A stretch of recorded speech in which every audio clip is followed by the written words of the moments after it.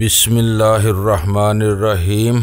गुमनाम हीरो के मुअज़्ज़ज़ नाज़रीन, अस्सलामु अलैकुम। आइए चलते हैं कहानी की तरफ। ज्ञानी आत्मा सिंह अंदर दाखिल हुआ तो अमृत कौर मेरी थाली में ताज़ा फुल्का रख रही थी और माता जी पीतल के गिलास में दूध मिली लस्सी उंडेल कर मेरी तरफ बढ़ा रही थी। वो हैरत से टिकटिकी बांधे ये मंजर देखता रहा और इस वक्त तक जब तक के मैंने खुद खड़े होकर इसे प्रणाम न किया। सत श्री अकाल पुत्र, इसने मेरे सर पर शफकत से हाथ फेरा। इस लम्हे वो बैनुल अक़वामी स्मगलर नहीं, सिर्फ एक बाप था। माँ बेटी ने इसकी तरफ ऐसी नजरों से देखा जिनमें एक अजीब सी शिकायत छुपी थी। वो आंखों ही आंखों में इससे गिला कर रही थी कि इसने ये तिलस्म क्यों तोड़ डाला। हमारी आपस की अपनायत से जिस माहौल ने जन्म लिया था, इसमें ज्ञानी जी की आमद से वो पहले वाली बेतकल्लफी बाकी न रही थी। खा पुत्र खा, इसने मुझे बैठने को कहा और खुद भी हमारी तरह वहीं चटाई पर बैठ गया। कब आए हो पुत्र? अभी आया है, मेरे बजाय माता जी ने जवाब दिया। आने की इतला तो कर दी होती पुत्र, इसने बड़े अजीब से लहजे में कहा। क्यों, अपने घर भला कोई इतला करके आता है बाबूजी? इस मर्तबा जवाब देने की बारी अमृत कौर की थी। ज्ञानी खामोश हो रहा। वो चालाक बदमाश के बजाय कोई गामड़ किस्म का बुढ़ा नजर आ रहा था। शायद मेरी मुलाकात अपने घर वालों से करवाते वक्त इसे इतनी शदीद रद्द-ए-अमल की तवक्को नहीं थी। इन सब की कमजोरी एक अमरजीत सिंह था, जिसकी शक्ल इत्तफाक से कुछ मुझसे मिलती थी और मेरी तरह वो भी मोना सिख था। इसने तो शायद यही सोचा होगा कि ममता के भड़कीले जज्बात पर मेरी आमद की ओस कोई ठंडक पैदा कर देगी, लेकिन यहाँ तो मामला ही उल्टा हो गया। इसकी तपश तो पहले से कई गुना बढ़ गई थी। ये ज्ञानी आत्मा सिंह की बहुत बड़ी कमजोरी थी जो इत्तफाक से मेरे हाथ आ गई थी। जिस तरह इत्तफाक से मैं इससे टकरा गया था, ये इत्तफाकत हम दोनों ही के लिए बड़े हंगामा के साबित हुए थे। खाने से फारिग होकर मैं उठ खड़ा हुआ। मेरे कदम मामूल की तरह ज्ञानी जी के ताक़ुब में उठे थे। हम दोनों घर ही के एक दूसरे कमरे में बैठ गए। ज्ञानी गहरी सोचों में खोया हुआ था। पुत्र, या तो तुम किस्मत के धनी हो या फिर बहुत होशियार। तुमने ज्ञानी आत्मा सिंह को भी पाबंद कर दिया है। किस्मत का धनी हूँ ज्ञानी जी। बहुत छोटा था तो माता पिता दुश्मन के हाथों मारे गए। जवान हुआ तो मेहरबान चाचे से हाथ धो बैठा। एक बेटा था चाचे का, वो भी मेरी भेंट चढ़ गया। दुश्मन ने इसे अमरजीत जानकर मार डाला। किस्मत अच्छी है जो मैं सारे प्यारों को चाट कर अभी तक जिंदा हूँ। मेरा लहजा मुकम्मल तंजिया था और इस लम्हे अपनी शानदार अदाकारी पर मुझे खुद पर फख्र महसूस हो रहा था। कौन सा जिला है तुम्हारा? गुरदासपुर,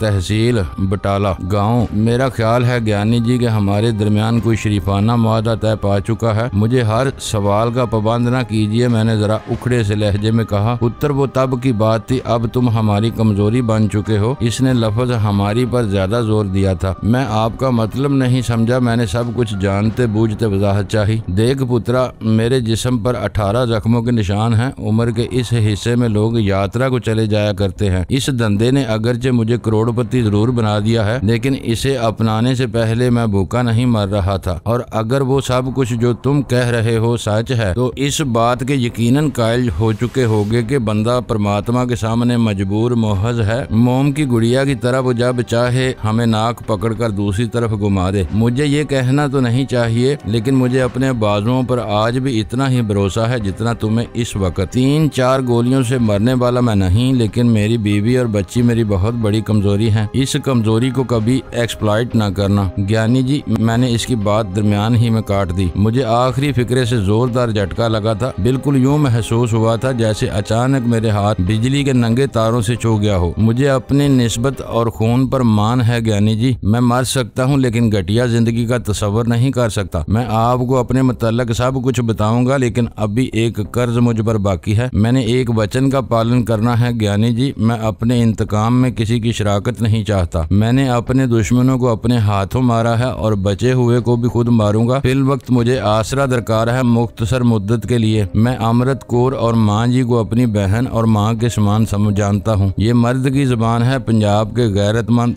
गबरू की। मैं बोल रहा था और ज्ञानी जी की जहांदीदा नजरें मेरे लफ्जों को टटोल रही थी। जब मैंने बात खत्म की तो इसके चेहरे के खिंचे खिंचे नकोश ढीले पड़ चुके थे। वो पुरसुकून हो गया था। इसके तजर्बे ने इसे बता दिया था कि ये अमरजीत सिंह कोई आम किस्म का जवान नहीं और ना ही कोई गिरा पड़ा आम सा इंसान है। पुत्र, तू किले में आ गया है, फौलाद के किले में। यहाँ तत्ती हवा भी तुझ तक नहीं आ सकती। ये ज्ञानी आत्मा सिंह की जुबान है और आत्मा सिंह के प्राण जाएं तो जाएं, इसके वचन कभी झूठे नहीं पड़ सकते। इसने झुककर मेरे कंधों को थपथपाया। ज्ञानी जी, ये पनाह मशरूत किस्म की है, इसके बदले मेरी खिदमत हाजिर हैं, और अगर आपने जानबूझकर इनसे इस्तेफादा न किया तो मेरी मर्दानगी के लिए ताना होगा। तब मैं जिस तरह आया हूँ इसी तरह चुपचाप वापस लौट जाऊंगा। मैं अपनी फितरत के हाथों मजबूर हूँ, मैं किसी का जेरे बार नहीं रह सकता। ये बात मुझे खा जाती है कि मैं किसी का एहसानमंद रहा हूँ। मैंने बड़े एतमाद से इसे आगाही दी। इस बात का जवाब देने की बजाय वो बराह रास्त मेरी आंखों में झांकता रहा। इसकी आंखों से एक मकनातीसी कुव्वत खारिज होकर मेरे निजाम तनफ़ुस पर असर अंदाज हो रही थी, जिससे मेरे सांसों की तरतीब बिगड़ने लगी। फिर कुव्वत इरादी आड़े आई और मैं संभल गया। ज्ञानी का हर रूप निराला था। ठीक है पुत्र, मैं भी हीरे को परख कर मोल लगाता हूँ। मेरी शानदार कवर स्टोरी तैयार थी और इस पर ज्ञानी आत्मा सिंह के ईमान लाने के हालात कुदरत ने खुद पैदा कर दिए थे। पहले ही मरहले पर बड़ी कामयाबी नसीब हुई। मैंने दिल में 1000 मरतबा कुदरत का शुक्र अदा किया। मेरे गैंग के कुछ असूल हैं पुत्र, इसमें शमूलियत करने वालों को इनका पाबंद रहना पड़ता है। वैसे भी हम किसी शय को मुकम्मल तौर पर अपनाते हैं, इसकी खूबियों और खामियों समेत, लेकिन मैंने इसकी बात उचकनी चाहिए। ठहरो, ज्ञानी जी ने हाथ उठाकर मुझे टोका। इस मर्तबा इसका लहजा बिल्कुल बास वाला था। पहली बात तो ये है कि जो तुम कभी न बोलना। ज्ञानी आत्मा सिंह की बात सुनते वक्त इसमें दखल अंदाजी बर्दाश्त नहीं होगी। और दूसरी अहम बात यह कि यहाँ हुक्म सिर्फ कानों से सुना जाता है और हाथों से इसकी तमील की जाती है। इसके पस मंजर या पेश मंजर को जानने की भी कोशिश न करना। और वो खामोश होकर अपनी बात का रद्द अमल मेरे चेहरे पर तलाश करने लगा। ज्ञानी जी महाराज, मेरी आपके ग्रोह में शमूलियत भी मशरूत होगी। मैं किसी का हुक्म टालूंगा नहीं, लेकिन ये जरूर है कि बाज़ अहकामात की वजाहत जरूर चाहूंगा। मेरे अंदर अभी ज़मीर की कचहरी पूरी आन बान से सजी है और इसके सामने मुझे बहरहाल जवाबदेह होना पड़ता है। इस लम्हे ज्ञानी की हालत दीदनी थी। पुत्र, तुझे किसी शुभ घड़ी में किसी कर्मों वाली ने जाना है। अभी इस शहर में कोई माई का लाल ऐसा पैदा नहीं हुआ जो ज्ञानी सिंह से इसकी बात की वजाहतें तलब करता फिरे। साफ दिखाई दे रहा था इसके अंदर एक शदीद जंग छिड़ी हुई है। इसे अपने आप को मारने के लिए खुद से बड़ी खतरनाक डुएल लड़ना पड़ रही थी और इस लड़ाई के आसार इसके चेहरे के बनते बिगड़ते नकोश से पूरी तरह अय्यां हो रहे थे। वहाँ एक गंभीर सन्नाटा तारी था। हम दोनों ही खामोश थे। फिर ज्ञानी आत्मा सिंह ने ही मुखातिब किया। तुम्हारे लिए कमरे का बंदोबस्त ओमा कर देगी। यहाँ के इंतजामात मामलात की निगरान वही है। ये 2 घर हैं जहाँ हम बैठे हैं, वो ज्ञानी आत्मा सिंह का घर और जहाँ से तुम आए हो वो इसका डेरो। दोनों के मसाइल अलग अलग हैं। डेरे पर तुम मेरे कारिंदे होगे, सिर्फ कारिंदे,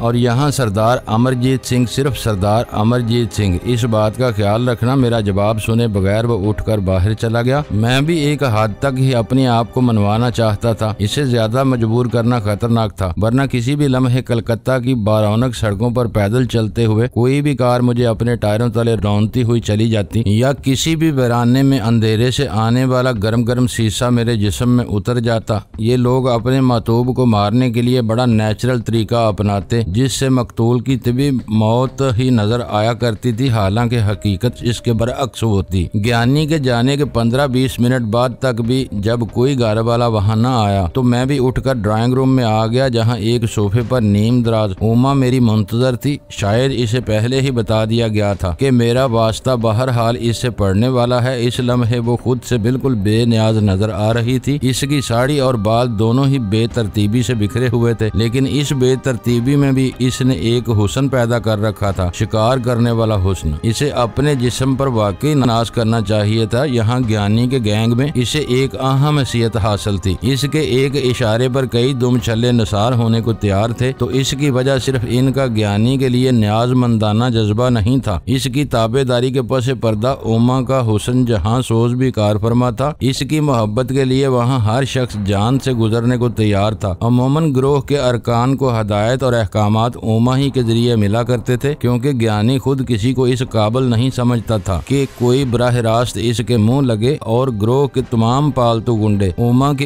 एक इशारे पर जहन्नम में कूद जाने को तैयार रहते थे। मेरे ईमान के खिलाफ वो अपनी तमाम तर हशर समानियों के साथ काम ठोंक कर मैदान में उतरी। इसने पहले रोज की भरपूर शिकस्त को अभी तक ज़हनी तौर पर कबूल नहीं किया था। इसके नजदीक शायद वो महज एक राउंड हारने वाली बात थी, जबकि इसके ख्याल में अभी हमारा मुकाबला कई राउंड तक जारी रहना था। मेरे जहन में इस लम्हे सिर्फ एक ही ख्याल जागजी था, जिस तरह मैंने ज्ञानी की एक कमजोरी अमरजीत बनकर हासिल कर ली है, इस तरह वो भी मेरी कोई कमजोरी जरूर हासिल करना चाहेगा। और किसी भी गबरू की सबसे सबसे बड़ी कमजोरी उमा ही हो सकती थी। उमा देवी जिसका वार कभी खाली नहीं गया था और जिसकी सलाहियतों पर ज्ञानी आत्मा सिंह फख्र कर सकता था। ज्ञानी से पहली मुलाकात के बाद मुझे यही गुमान गुजरा था कि इसने उमा से यही कहा था कि मैं 7वां घर हूँ और 7 घर तो डायन भी छोड़ देती है, लेकिन अब इसके करतूत देखकर मुझे यही गुमान गुजरने लगा था कि मेरी तवक्कुआत के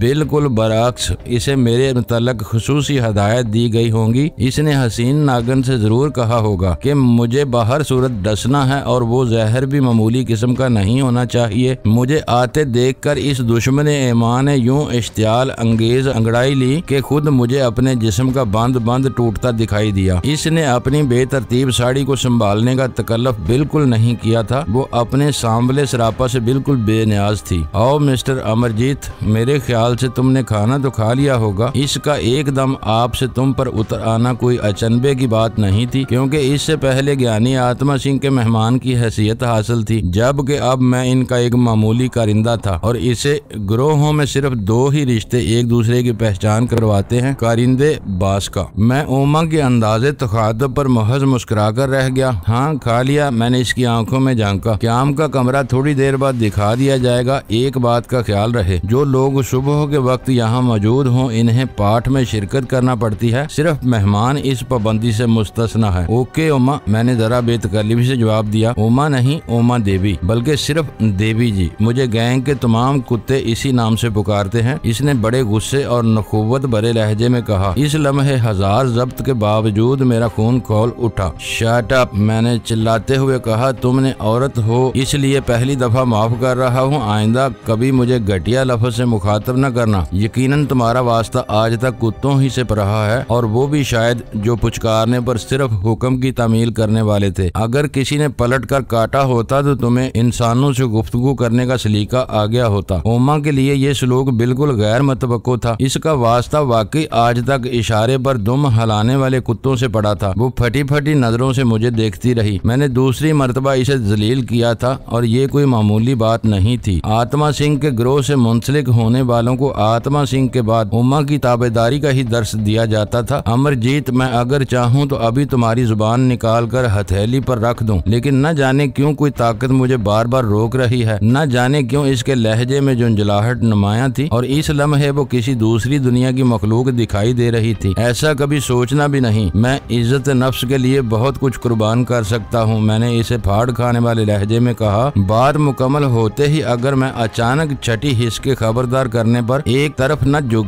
जाता तो मेरे यकीनन 14 तबक रोशन हो जाते। वो बात थी ही कुछ ऐसी, बिल्कुल गैर मतवक्को, और अचानक वो इतनी तेजी से अपनी जगह से उछली थी कि ट्रैगर दबाने के बाद शायद गोली की भी वो रफ्तार न रही हो। बिजली के कौंदे की तरह मैंने इसकी एक झलक ही देखी। दूसरे ही लम्हे वो जन करती हुई मेरे करीब से गुजरकर मेरी मुखालिफ सिमत जा गिरी। इसका निशाना हरगिज गलत नहीं था, बस एक मौजज़ा था कि हदफ अपनी जगह से अचानक हिल गया। अमूमन इतनी ताकत और ऊंचाई से गिरने के बाद बड़े बड़े शहजोर ढीले पड़ जाते हैं, बिल्कुल ऐसे ही जैसे कोई पहलवान किसी पर दाव लगाए और खुद ही अपने दाव का शिकार हो जाए। लेकिन मेरी हैरत की इंतहा न रही। वो तो एक पलक झपकते में उल्टे कदम मुझ पर आ रही थी। इसके हाथों ने इसे यूं फिजा में उछाला था जैसे वो गोश्त पोस्त की औरत की बजाय रबड़ की कोई गेंद हो। लेकिन इतनी देर में मैं संभल चुका था। फ्री स्टाइल रेसलिंग का शौक मुझे स्कूल के जमाने ही से जुनून की हद तक था। मेरा वजूद देखकर मेरे जिम्नास्टिक के टीचर कहा करते थे, तुम्हें तो फिजा में उड़ना चाहिए। दौरान तरबियत जब मार्शल आर्ट्स सिखाए जा रहे थे तो मेरा नंबर इस लिहाज से पहला होता था कि मैं अपने ग्रुप के तमाम लड़कों से पहले सिखाया जाने वाला दाव रवां कर लेता था। एकेडमी में एक रोज मेरे स्टाफ ने मुझे शाबाश देते हुए कहा था, जितनी देर में एक दाव मेरी नेचर बन जाता है इतनी देर में शायद इस दाव के मौजद ने भी इस पर गिरफ्त न हासिल की होगी। बिलाशुबा ओमा के जिस्म में बिजलियां भरी थी। वो जिम्नास्टिक की बेहतरीन खिलाड़ी नजर आ रही थी। अपने वजूद को इतनी जल्दी दोबारा हमले के लिए समेटना इतना आसान हरगिज नहीं था। जरूर वो किसी उस्ताद की चंडी हुई थी। वो उल्टे कदमों फिजा में उछल कर मुझ पर आई जरूर थी, लेकिन ये अलग बात के सीधे कदमों पर खड़ी हो गई, क्योंकि इसके पाँव के नीचे मेरा जिस्म नहीं बल्कि कालीन था। मैं तो पेशावर रेसलर की तरह जमीन से चिपक गया था। अब वहाँ जंप लेने के लिए रस्से तो मौजूद थे नहीं, ना ही मैं इसे इतनी मोहलत देने को तैयार था कि वो दोबारा बिखरे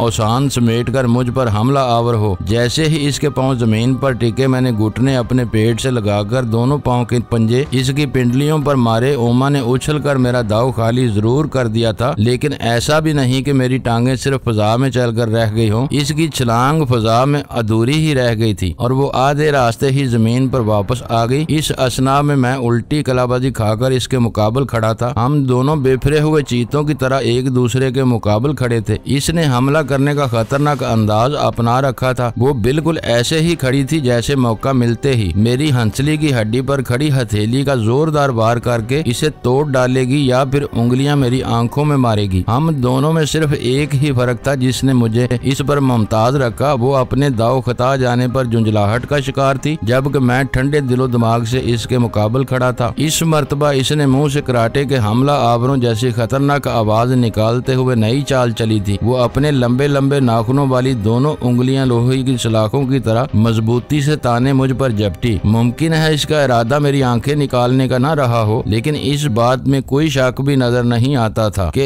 इसका हमला बड़ा जारहाना और जोरदार था। ये अलग बात थी कि वो मेरे बाजू पर से लहराती हुई सामने सोफे से जा टकराई। मैंने अचानक जमीन पर बैठते हुए इसे अपने बाजुओं पर लिया और एक हाथ से इसकी पुश्त को हल्का सा धक्का दे दिया। मेरे ख्याल से इसका दम खम टूट जाना चाहिए था, लेकिन मुझे वाकई संजीदा होना पड़ा। वो तो इन्हीं कदमों वापस पलटी। इस मर्तबा इसने माहिर खिलाड़ियों की तरह मेरी आंखों के सामने 2-3 बार हाथों की पोजीशनें बदल बदल कर मुझे धोखा देना चाहा था। इसके दोनों हाथ पंजों की शक्ल इख्तियार कर गए थे और वो खूंखार शामियल नस्ल बिल्लियों की तरह मेरा मुंह नोच लेना चाहती थी। ऐन इस लम्हे जब वो मुझ पर हमला आवर होने लगी थी, दरवाजे से ज्ञानी जी का नजूल हुआ। वेल डन, इसने ताली बजाते हुए कहा। मालूम नहीं ये दाद किसको मिली थी। ज्ञानी आत्मा सिंह को देखते ही जिस हैरत अंगेज तेजी के साथ ओमा ने अपनी हालत पर काबू पाया, मैं इस पर अश कर उठा। वो कमाल की एक्ट्रेस थी। चेहरे के तमाम खदोखाल वापस आ गए थे। सख्ती की जगह मुकम्मल नरमी ने ले ली थी। ज्ञानी को देखते ही वो बड़े अदब से सर झुकाए एक तरफ खड़ी हो गई। पुत्र, वो अपनी जगह सच्ची है, इसे ऐसा ही करना चाहिए था। असल में गलती मेरी ही थी। मैं इसे बताना भूल गया था कि तुम सिर्फ मेरे तनख्वाहदार मुलाजम ही नहीं, अमृत कौर और इसकी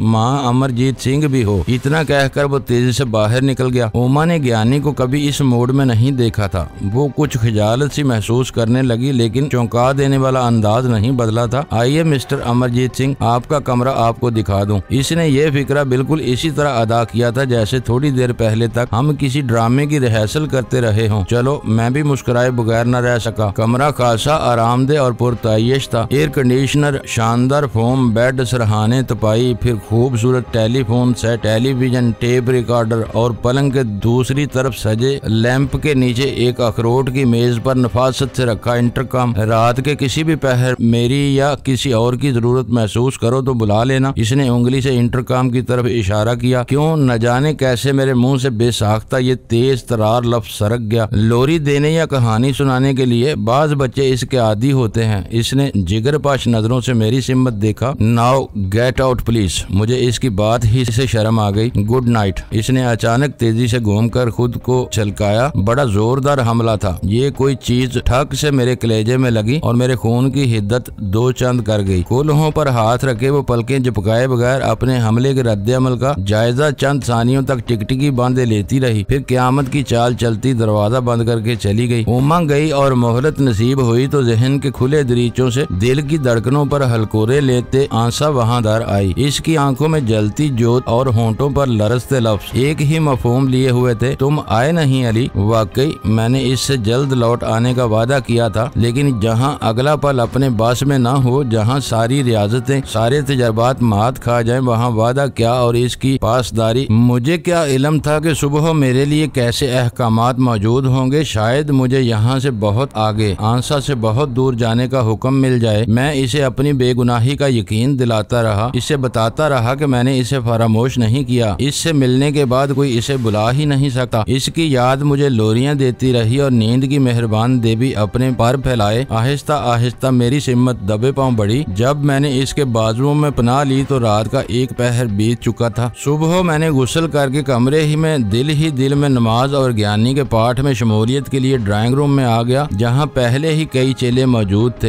एक मरतबा फिर मुझे पहले के से हालात से गुजरना पड़ा। पाठ के खात्मे पर सब ने मिलकर अरदास की और सब एक एक करके चले गए। आखिर मैं वहाँ यहाँ ओमा और मैं ही रह गए। ये होटल क्या बला है? मैंने इसके जाते ही ओमा से पूछा। देखकर खुद ही समझ लेना। और ये कहते ही इसने मुझे अपने पीछे आने का इशारा किया। थोड़ी देर बाद हम एक बवर्दी शोफर के साथ होटल जा रहे थे। होटल का नाम शोबरा था और कलकत्ता के दर्जा अव्वल के होटलों में से एक। ये ज्ञानी आत्मा सिंह का हेडक्वार्टर था। हमें यहाँ बुलाकर जाने वो खुद कहाँ गायब हो गया। अलबत्ता एक पैगाम मेरे लिए मौजूद था, शाम 6 बजे यहाँ आ जाना। मैंने फुर्सत को गनीमत जाना और नाश्ता करते ही ओमा से जान छुड़ाई। होटल से मैं एक कार में बाहर निकला जो मेरे लिए वहाँ पहले से मौजूद थी। कार ड्राइवर को तो मैंने छुट्टी दे दी और खुद कार चलाता हुआ बाहर लाया। फिर मैं मुसलसल 1 घंटे तक कलकत्ता की मुख्तलिफ सड़कों पर चकराता रहा, कहीं मेरा ताक़ुब न किया जा रहा हो। कार मैंने एक मार्केट के नजदीक पार्क कर दी और खुद मुख्तलिफ रक्षों और टैक्सियों के जरिए घूमता घुमाता पाटिल के स्टोर पहुँच गया। इसने यूं बगलगीर होकर मुझे खुश आमदीद कहा था जैसे हम जन्म जन्म के बिछड़े दोबारा मिले हों। चंद मिनट बाद स्पाई मास्टर से फोन पर हम कलाम था। मेरी इस अचीवमेंट पर उन्होंने दिल खोल कर मुझे दाद दी। अगले अहकामात की वजाहत चाही तो इनका जवाब मौसूल हुआ। फिलहाल ज्ञानी आत्मा सिंह ही को अपना मास्टर समझो। इसके हर इशारे पर पुतली की तरह नाचते रहो, लेकिन इस नागन से खबरदार रहना जो आत्मा सिंह के दूध पर पल रही है। इसका इशारा गालबन ओमा की तरफ था। खुदा जाने वो कम वक्त थी क्या चीज और अभी इसका कौन सा रूप देखना बाकी था। दोपहर का खाना हमने वहीं खाया। इस दौरान पाटिल मुझे फीड करता रहा। वो वाकई एक मंजा हुआ एजेंट, एक काबिल एतमाद दोस्त और एक जाननिसार साथी था। 6 बजे तक मैं वहीं झुक मारता रहा, फिर होटल की तरफ चल दिया जहां एक कमरे में ज्ञानी और ओमा मेरे मुंतजर थे। ज्ञानी ने मुझे बैठने का इशारा किया और मेरे बैठते ही वहां चाय आ गई। ओमा ने चाय बनाई। इसने बगैर कोई तुमीद बांधे बात शुरू कर दी। ओमा के साथ माल पहुंचाना और वसूल करना है। तुम पढ़े लिखे हो, गैर मुल्की मेहमानों से बात करने का ढंग भी जानते होगे। अपने तजर्बे और बाजुओं पर कभी फख्र न करना, ये दोनों बंदे को कुत्ते की मौत मरवा देते हैं। तुम ज्ञानी आत्मा सिंह के नुमाइंदे बनकर जा रहे हो। ये बात मलहूज़े खातर रहे अपने दूसरे रिश्ते के हवाले से। तुम्हें ये बता दूं कि पुत्र, फिल वक्त मैं वहाँ किसी आला अफसर से गांठ-जोड़ पैदा नहीं कर सका। अभी ईमानदारी के कुछ नीम मुर्दा जरासीम इस मुल्क के लोगों के दिमागों में कुलबुला रहे हैं। मैं इन कीड़ों का इलाज भी जानता हूँ, लेकिन वक्त आने पर आत्मा सिंह हमेशा वक्त का इंतजार करता है। Okay boss. मैंने इनके हाथों से ब्रीफ केस थामते ही सर को कदरे खाम देकर कहा। होटल के नीचे एक तेज रफ्तार स्पोर्ट्स कार हमारी मुंतजर थी। ड्राइविंग सीट ओमा ने संभाल ली। ब्रीफ केस मेरे पैरों में रखा था। न जाने इस समय मुझे क्यों एक अनजाना सा खौफ अपने जहन के पर्दों पर सरसराता महसूस हुआ। हालांकि मेरे लिए ये महम न होने के बराबर थी। मुझे इल्म था कि इस ब्रीफ केस में कोई मुकद्दस सहीफा नहीं, खतरनाक चीज ही रखी होगी। ये खतरनाक चीज कोई टाइम बम भी हो सकता था। ये भी मुमकिन था कि जब हम मतलूबा मुकाम पर पहुंचे तो इस वक्त पूरा हो चुका हो और फिर एक जोरदार धमाका कार समेत हम दोनों के परखच्चे उड़ा दे। ज्ञानी आत्मा सिंह ऐसा ही आदमी था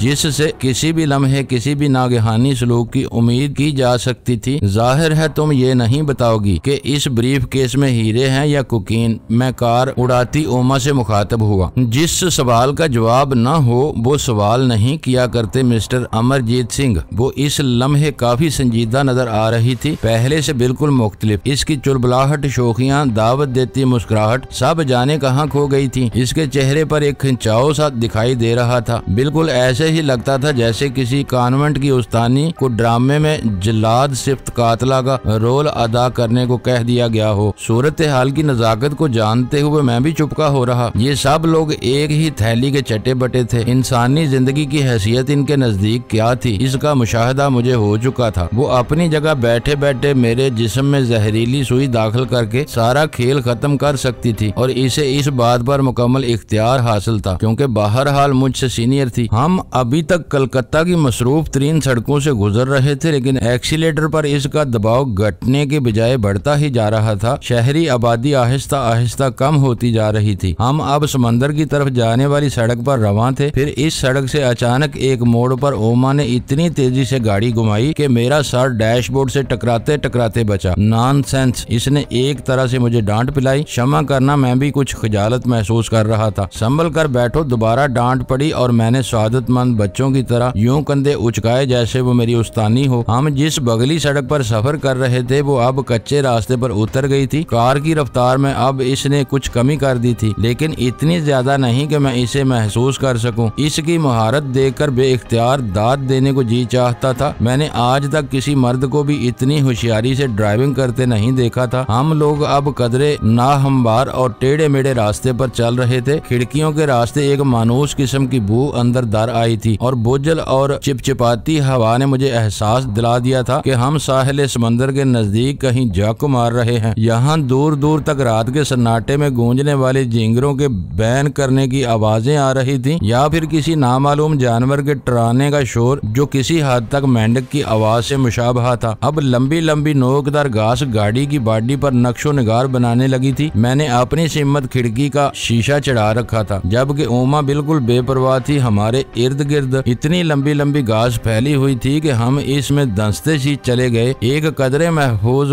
गुंज में पहुंचकर इसने गाड़ी खड़ी कर दी। मैंने तो यही ख्याल किया था कि अब वो अचानक अपना रूप बदल लेगी और पहले वाले मूड में वापस आ जाएगी। ये वीरानी तन्हाई, समंदर का किनारा, ये सब कुछ ही तो इसे दरकार था। मैं खुद को इसके नागहानी हमले से बचाने के लिए पर तोलने लगा, लेकिन वो ओमा ही क्या जो मेरी तवक्को पर पूरी उतरे। वो तो सिमाब सिफ्त औरत थी, पल में कुछ पल में कुछ। Come on. इसने दरवाजा खोलकर मुझे बाहर आने का इशारा किया। मुझे इस लम्हे न जाने क्यों इसके इस रवैये पर अफसोस सा हुआ, हालांकि इसके जादू का तोड़ हर दफा शायद मुमकिन न होता। मैं बजाय अपनी तरफ का दरवाजा खोलने के इसी की सिम्मत से रेंग कर बाहर निकल आया। ओमा ने मेरी इस हरकत को नजरअंदाज कर दिया। खट से दरवाजा बंद करके वो मेरे आगे आगे चल दी। बाहर निकलने से पहले वो अपना नन्हा सा पिस्तौल लेना नहीं भूली थी। पिस्तौल महफूज होल्स्टर में मुंतकिल होकर इसके जिस्म ही का हिस्सा बन गया था। इसके दाएं हाथ में नन्ही सी लेकिन खासी ताकतवर टार्च थी। हम दोनों नोकदार घास के बीचों बीच चलने लगे। वो चुस्त कपड़े पहने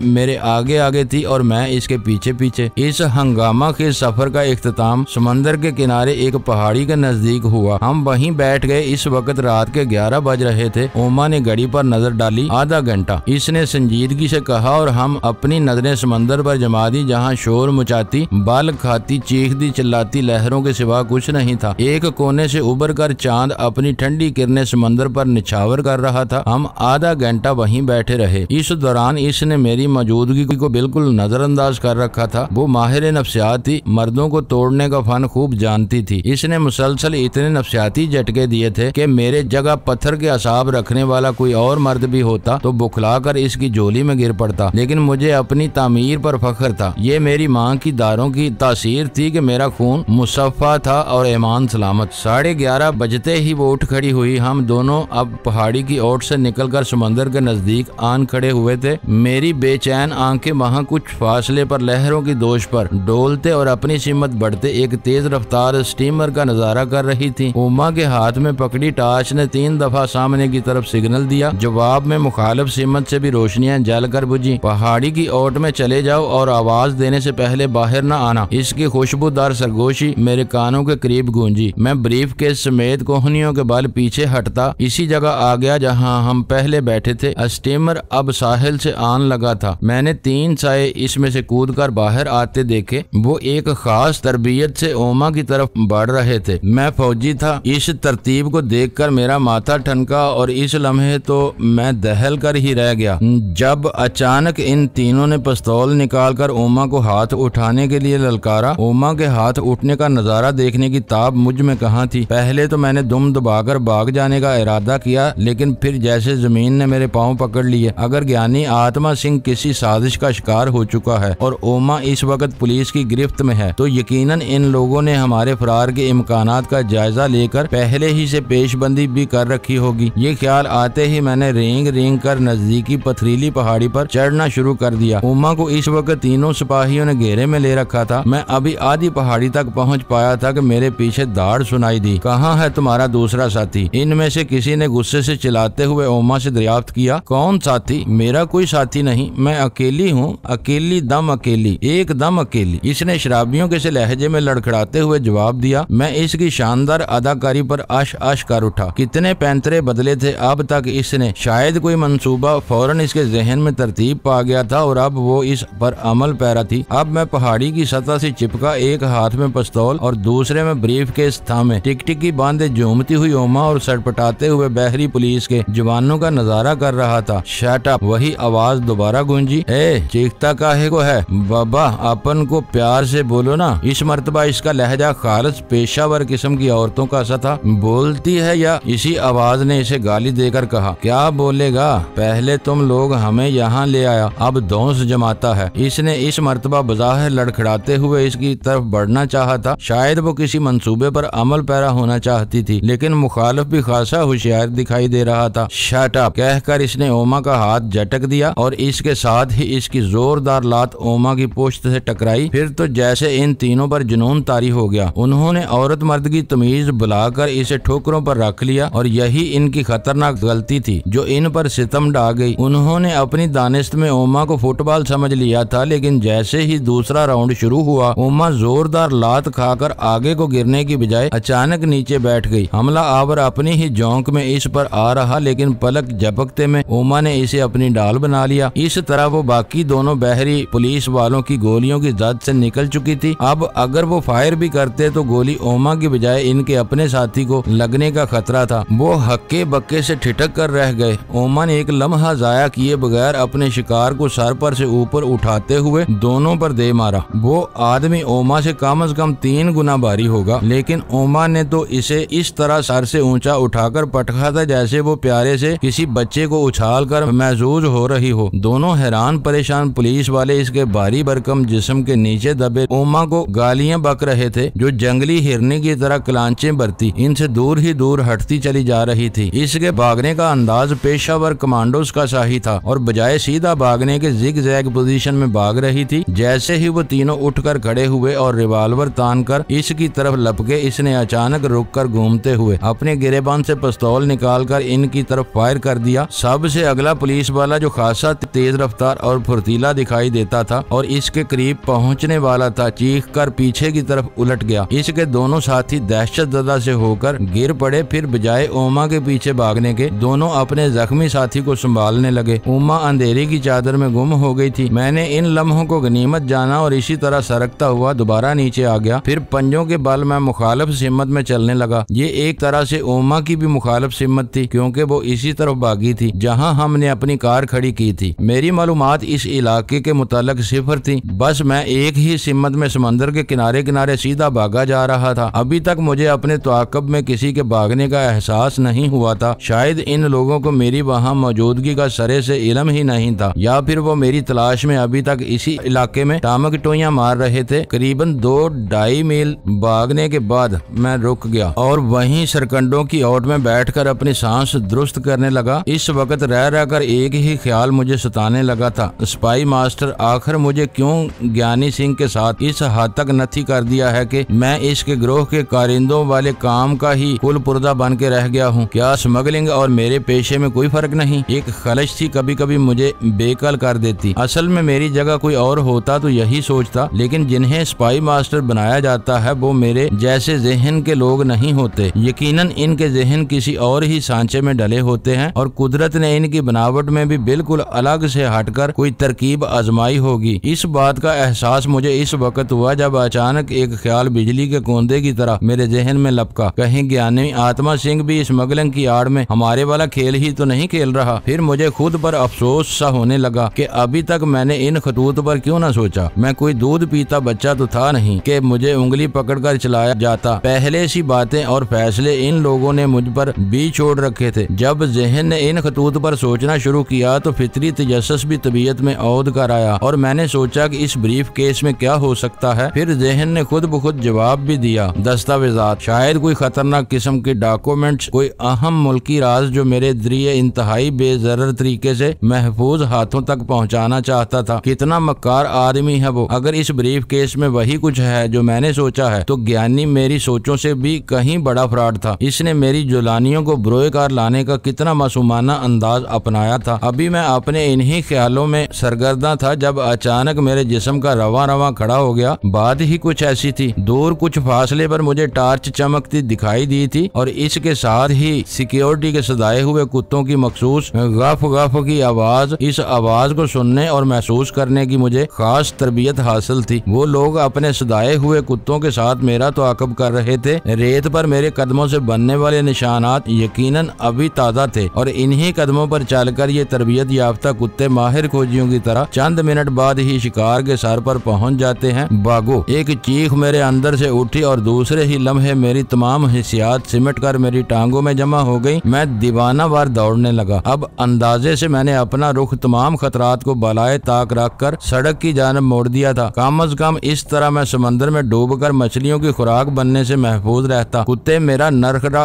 उधेड़ पाते हैं या नहीं, ये बात की बात थी। मेरे रास्ते में जो कुछ अब आने लगा था, इससे मुझे अंदाजा हुआ कि मेरा रुख सड़क की सिमत हरगिज नहीं, और ये थी भी हकीकत। मैं एक नीम से दायरे की शक्ल में भागा था और बजाय साहिल समंदर की बिल्कुल मुखालिफ सिमत में जाने के किसी और ही सिमत जा निकला था। समंदर अब आहिस्ता आहिस्ता मेरी नजरों से ओझल होता जा रहा था। फिर इसका शोर भी जैसे ताक़ब में आने वालों की सीटियों की आवाज में दब कर रह गया। वो मेरे सर पर पहुंचने वाले हैं क्या? जाने किसने मुझसे पूछा था, और मैंने इस सवाल का जवाब देने की बजाय अपनी ट्रेनिंग क्लासरूम का रुख किया, जहां मेरे खिजर सूरत इंस्ट्रक्टर चेहरे पर गहरे शीशों की ऐनक सजाए हाथ में सफेद चाक का टुकड़ा पकड़े ब्लैक बोर्ड पर आड़ी तिरछी लकीरें लगा रहे थे। भागते हुए 8 का हिंसा बनाओ और बनाते चले जाओ। अगर तुम्हारी महक कुत्ते के जहन में महफूज नहीं तो कदमों के निशान पर वो कभी तुम्हारा पीछा न कर पाएगा। जब मुझे ट्रेनिंग का ये भूला बिसरा सबक याद आया तो मेरे चारों इतराफ साया फिगन आसमान से तुलुए आफताब से पहले की लहू रंग रोशनियां बिखरने लगी थी। अब वो लोग जमीन पर रोशनी डाले बगैर मेरे कदमों के पीछे आ सकते थे। ऐसे आलम में इस दाव का याद आना यकीनन ताइदे गैबी था, और इस